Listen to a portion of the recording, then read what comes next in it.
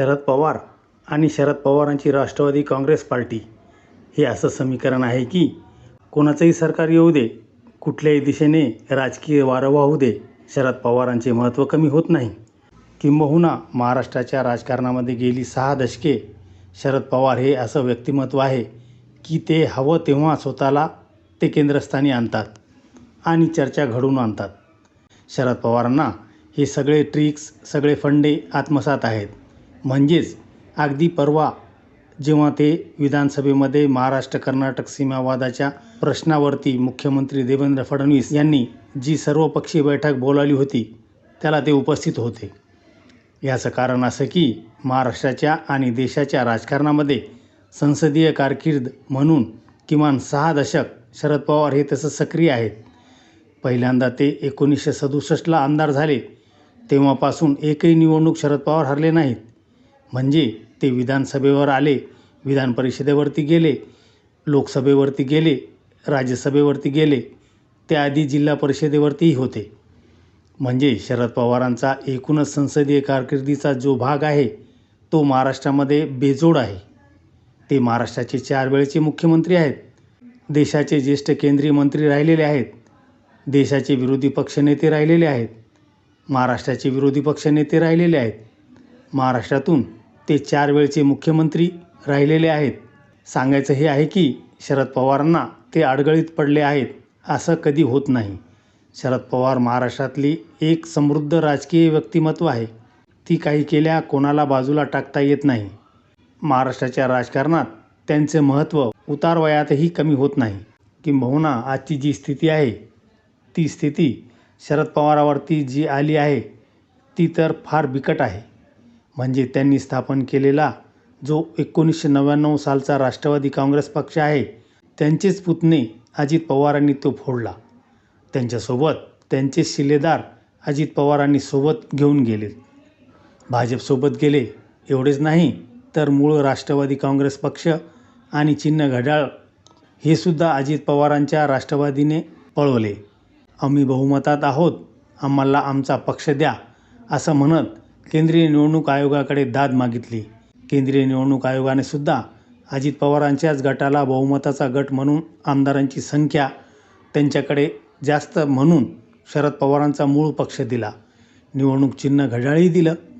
सांगायचं हे की शरद पवारांची आत्ताची स्थिती काय, त्यांच्याकडे लोकसभेचे 8 खासदार आहेत, त्यांच्याकडे राज्यसभेचे ते धरून 2-3 खासदार आहेत, तर त्यांच्याकडे विधानसभेमध्ये फक्त 10च आमदार आणि विधान परिषदेवरती 2-3 आमदार आहेत. एवढंच भांडवल.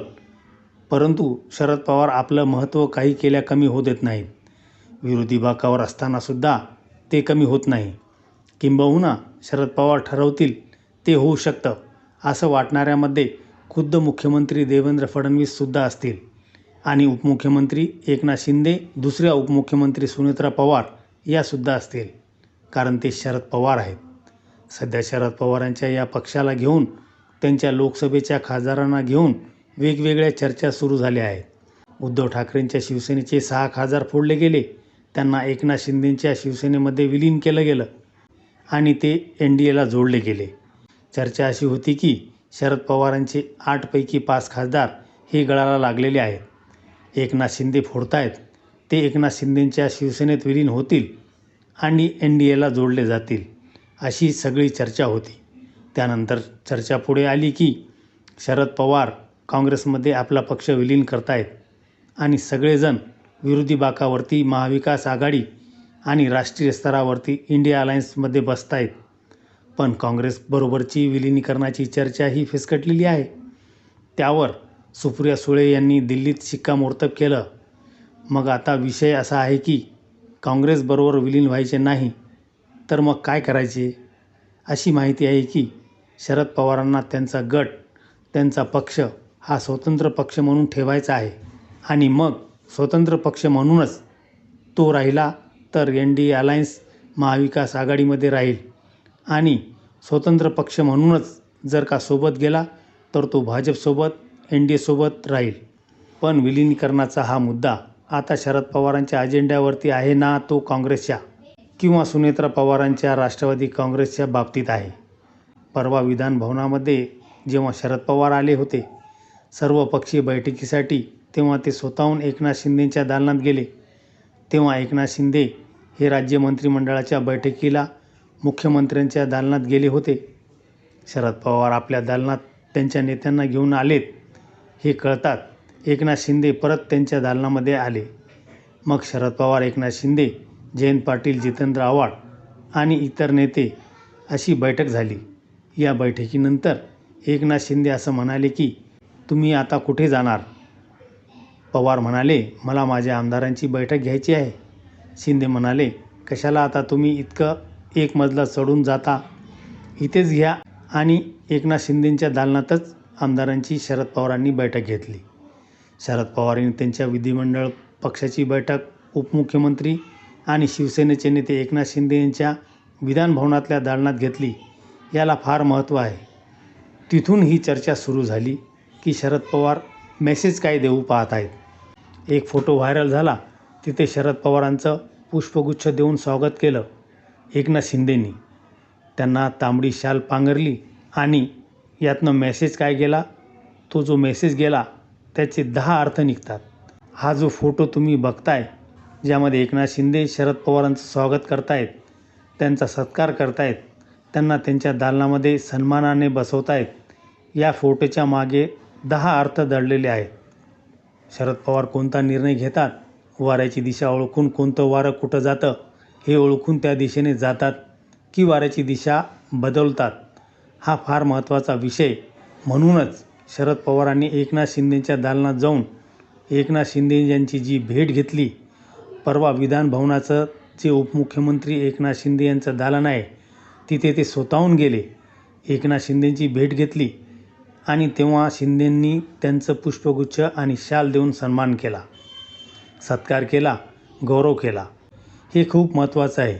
हा जो फोटो तुम्ही बघतायत ना, त्याचे 10 अर्थ मी आता तुम्हाला सांगणार आहे. पहिला अर्थ असा आहे पवार शिंदे फोटोचा किंवा या भेटीचा. महायुतीमध्ये एकनाथ शिंदे हे लोकनेते असल्याचा मेसेज पवारांनी दिला आहे, हे खूप महत्त्वाचं आहे. महाराष्ट्राच्या दृष्टीने दुसरा मेसेज दिला शरद पवारांनी, तो उद्धव ठाकरेंना, संजय राऊतांना, की एकनाथ शिंदे हे तुमच्यापेक्षा जवळचे असू शकतात आगामी राजकारण बघता. हा सुद्धा मेसेज शरद पवारांनी दिलेला आहे. तिसरा मेसेज दिला तो मुख्यमंत्री देवेंद्र फडणवीसांना, शिंदेंची भाजप श्रेष्ठीकडे ताकद वाढली आहे, ओळखा तुम्ही. चौथा मेसेज दिला तो म्हणजे सुनेत्रा पवारांना, ज्यांच्याकडे शरद पवारांचा मूळ पक्ष आणि मूळ निवडणूक चिन्ह आहे घड्याळ. त्या सुनेत्रा पवारांना, त्यांच्या पक्षाला, की आपण आपला गट किंवा तो राष्ट्रवादी काँग्रेस पार्टी, शरदचंद्र पवार हा जो पक्ष आहे तो खंबीरपणे सांभाळून आहोत. एवढंच नाही तर तो काही आम्ही तुमच्यामध्ये विलीन करणार नाही किंवा आम्ही काय करायचं हा आमचा निर्णय आहे. आम्ही इथे खंबीरपणे उभे आहोत. नुसतेच उभे नाही तर आम्ही काहीही करू शकतो. त्यामुळे झालं काय, सुनेत्रा पवारांच्या सत्ताधारी राष्ट्रवादी काँग्रेसच्या गोटामध्ये अस्वस्थता निर्माण झालेली आहे की शरद पवार खमकं व्यक्तिमत्व NDAमध्ये आलं तर उद्या 2029ला आपण कुठे असू, मग त्यांच्याकडे जायचं का, असा विचार आमदारामध्ये नक्कीच होऊ शकतो. हाही एक मेसेज आहे. त्यानंतर आणखीन एक मेसेज दिला सुनेत्रा पवारांच्या आमदारामध्ये, महायुतीशी हवी तेव्हा आपण सलगी साधू शकतो. तुम्ही तिकडे गेलात, तुम्ही सत्तेत आहात असं समजू नका. आम्ही पण तुमच्याबरोबर सत्तेत येऊ शकतो. एवढंच नाही तर तुमचा वाटा आम्ही घेऊ शकतो. तो सत्तेतला म्हणजे केंद्रातही मंत्रिपद आणि राज्यातही मंत्रिपद, किंबहुना त्यातून तुमचं उपमुख्यमंत्रीपद काढून आम्ही सेटलमेंट करू शकतो. भाजपबरोबर असाही मेसेज आहे की एकनाथ शिंदे यांच्याकडे शरद पवार गेले आहेत. 7वा मेसेज दिला आहे तो खूप महत्त्वाचा आहे. भाजपसमोर महाराष्ट्रात आता शिंदेचंच आव्हान उभं राहतंय, हा एक मेसेज दिला आहे. शरद पवारांनी हा मेसेज या फोटोतून, या दालनामधल्या बैठकीतून, या भेटीतून, तोही विधानभवनात हा दिलेला आहे.